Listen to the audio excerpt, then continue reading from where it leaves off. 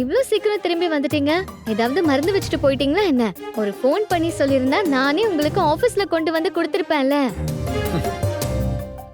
நானே ஆபீஸ் போக முடியாது. இதுல நீ அங்க போக போறீங்க? என்னங்க சொல்றீங்க? உங்க ஆபீஸ்க்கு ஏன் நீங்க போக முடியாது? என்னது? ஏன் ஆபீஸா? என்ன நான் முதலாளி நினைச்சுக்கிட்டியா? கம்பெனி யார் பேர்ல இருக்கு? Rajeshwari cloud kitchen. அதுல நான் எவ்வளவு ஆக்டிவ் பார்ட்னரா இருந்தாலும் பார்ட்டியை பொறுத்த வரைக்கும் I am just dummy partner. ஏங்க இப்படி எல்லாம் பேசுறீங்க? என்ன நடந்துச்சு? இன்னும் என்ன நடக்கணும்? அதான் ஏற்கனவே நடந்துருச்சு. என் மானம், மரியாதை, இது வரைக்கும் நான் சேர்த்து வச்சிருந்த என் பேரு எல்லாமே ஒரே நாள்ல காத்தோட காத்தா போயிடுச்சு. முடிஞ்சு போனதை ஏன் திரும்ப திரும்ப பேசுறீங்க? முடிஞ்சு போனா எல்லாம் மறந்து போயிடுமா? என் வசதிக்கு நான் மறந்துடுவேன். மத்தவங்க வாய் சும்மா இருக்குமா? இதுல என்ன காமெடி பீஸ் ஆக்கி காலி பண்றதுக்கு வீடியோ ஷோ ரீல் வேற. வீடியோவா? என்ன வீடியோங்க? அது இன்னும் உனக்கு வரலையா? அது சரி.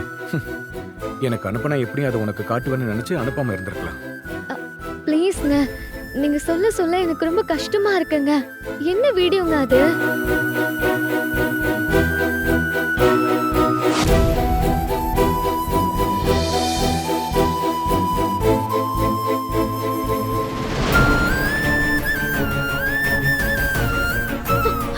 ஷோ. என்னங்க இது? யாருங்க இது வீடியோ எடுத்து ஷேர் பண்ணது? என்ன கண்மணி இப்படி பேசுற? என்ன மாதிரி ஒரு கண்டென்ட் இது?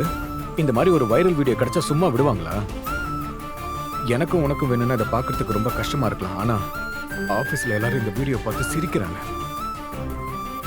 வேணும்னே என் காதுல விழுற மாதிரி என்னென்னலாம் பேசுறாங்க தெரியுமா? எப்படிங்க இந்த மாதிரி எல்லாம் பேச முடியுது அவங்களால? ஏன் கண்மணி, நம்ம குடும்பத்துல இருக்கிறவங்களே நம்மள கேலி பேசுறப்போ மத்தவங்க எப்படி பேசாம இருப்பாங்க சொல்லு? சீனியர் ஸ்டாஃப்ல இருந்து புதுசா சேர்ந்தவங்க வரைக்கும் ஆபீஸ் ஃபுல்லா நான் பண்ணதை பத்தி தான் பேசிக்கிட்டு இருக்காங்க. எவ்வளவு கஷ்டமா இருந்திருக்கு உங்களுக்கு. இதனால தான் ஆபீஸ் போக மாட்டேன்னு சொல்றீங்களா? நீ அப்படி புரிஞ்சுக்கிட்டியா? புரியலங்க. ஆபீஸ் போக முடியாதுங்கிறது என்னோட முடிவு இல்ல, பாட்டியோட முடிவு. என்னங்க சொல்றீங்க? என்னால கம்பெனிக்கு ரொம்ப பெரிய தலைகுனிவு ஆயிடுச்சு இல்லையா? அதான் இன்னும் கொஞ்ச நாளைக்கு என்ன ஆபீஸ் பக்கமே வராதுன்னு சொல்லிட்டாங்க.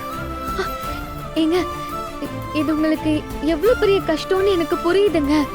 ஆனா மனசை மட்டும் தளர விட்டுறாதீங்க ப்ளீஸ். எனக்கு இதெல்லாம் கூட பெரிய கஷ்டமா இல்ல கண்மணி. அம்மா இன்னும் என்கிட்ட பேசல பாத்தியா? அதுதான் என்னால தாங்கிக்க முடியல. என்னால இப்படி இருக்கவும் முடியாது. நான் அம்மா கிட்ட பேசதான் போறேன்.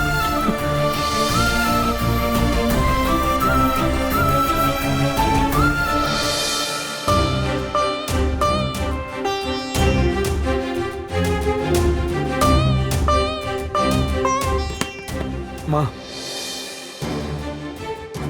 ஏமா என்ன பார்க்க கூட மாட்டேன்றீங்க? அம்மா ப்ளீஸ்மா. அம்மா நான் உங்ககிட்ட பேசணுமா? அம்மா அம்மா அம்மா.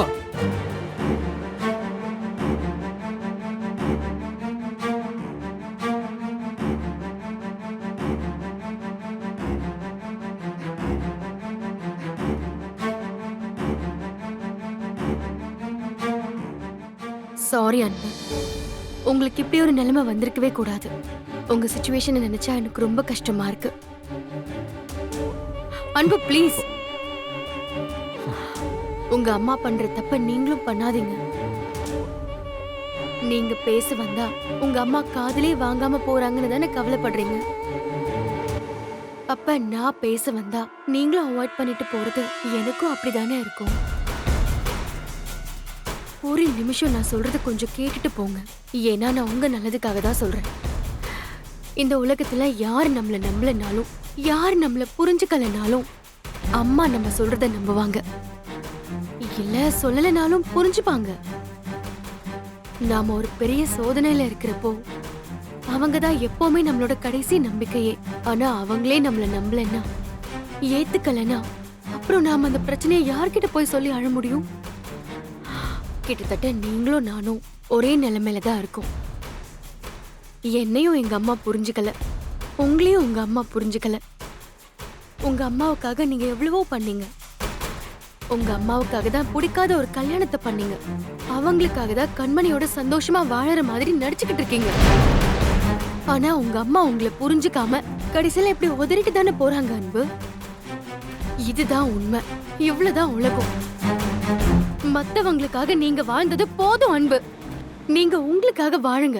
நீங்க 1000 நல்லது பண்ணியிருந்தாலும் உங்க மேல சின்னதா ஒரே ஒரு பழி விழுந்ததும் இந்த உலகம் உங்களை சந்தேகமா தான் பாக்கும். நீங்க பண்ண நல்லது எல்லாமே மறைஞ்சு போயிடும்.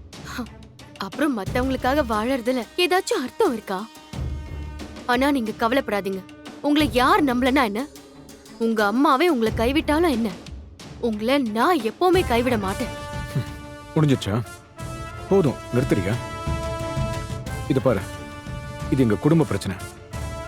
என் அம்மாவுக்கும் எனக்கும் நடுவுல நடக்கிற பிரச்சனை. தேவையில்லாம நீ தலையிடாத. சாரி அன்பு. உங்களை நான் கஷ்டப்படுத்துறதுக்காக சொல்லல. இதெல்லாம் உங்களுக்கு புரியணுங்கிறதுக்காக தான் சொன்னேன். உங்க மனசு இப்படி கஷ்டப்படுறத என்னால தாங்கிக்க முடியல அன்பு.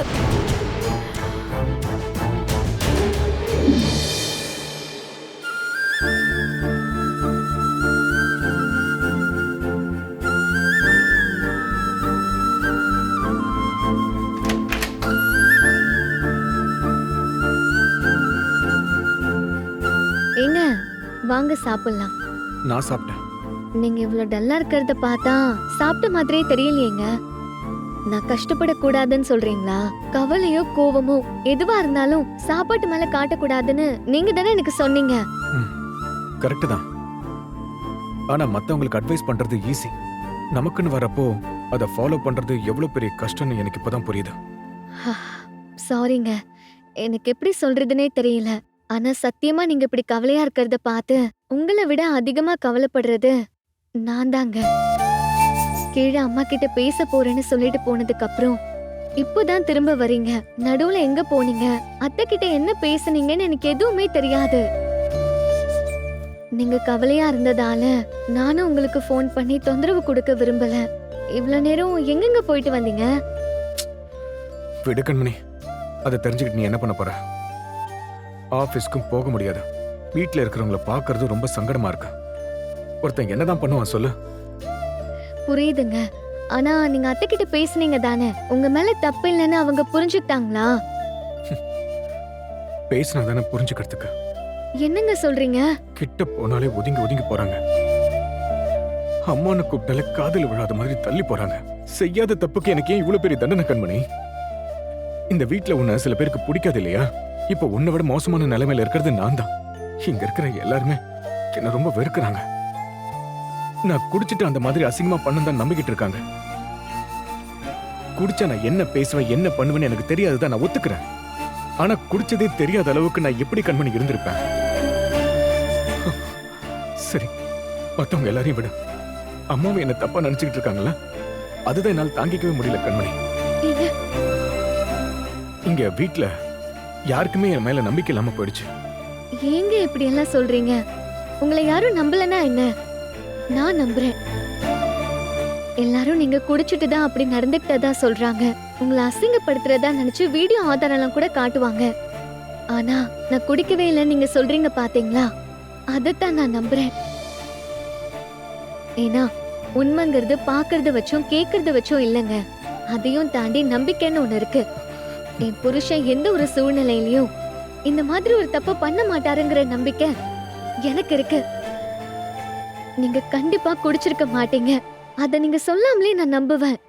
ஏன்னா இதுக்கு பின்னாடி வேற ஏதோ ஒண்ணு நடந்திருக்கு. நம்ம கண்ணை மறைச்சிருக்கிற அந்த உண்மை எப்படியும் ஒரு நாள் வெளியில வந்துதான் ஆகணும். மத்தவங்க மாதிரி நீ நினைச்சிருந்தா கண்மணி, இந்த வீட்டுக்கு நான் வர வேண்டிய அவசியமே இல்லாம போயிருக்கும். மத்தவங்க யாரும் என்ன நம்பாத போது நீ என்ன முழுசா நம்புற பாரு. எனக்கு அது போதும் கண்மணி.